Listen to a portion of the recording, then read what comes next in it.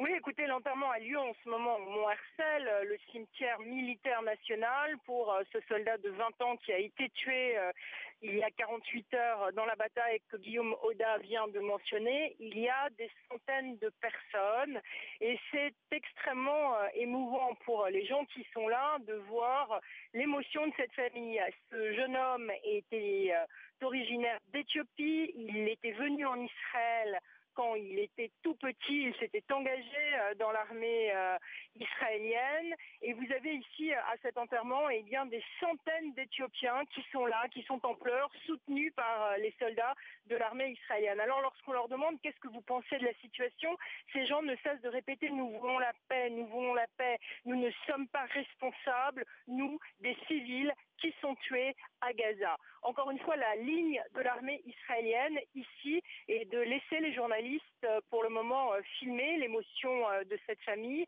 tout en réaffirmant le message du gouvernement israélien qui est de dire que Hamas met des populations civiles à l'intérieur de Gaza et se sert de ces populations civiles alors que des roquettes continuent toujours à être lancées sur Israël. Fin de citation. Autre chose, pour étayer un peu ce que Guillaume Oda vient de dire sur l'enlèvement du soldat israélien revendiqué par Hamas, du côté israélien, on dément catégoriquement que le soldat a été enlevé et on nous confirme depuis hier soir qu'effectivement, lors de la bataille qui a duré plus de 7 heures, eh bien, une roquette a été tirée sur un char où se trouvait ce soldat. Le soldat aurait brûlé vif et Hamas, selon des responsables israéliens, se serait emparé d'une partie de son corps et aussi de sa carte d'identité.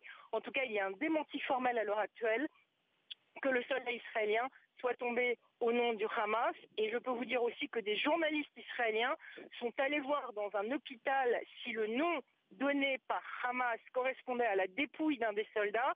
Ces journalistes israéliens sont en mesure de confirmer que le nom du soldat donné par Hamas correspond bien à la dépouille d'un des soldats qui a été amené ce matin dans un hôpital dans la banlieue de Jérusalem.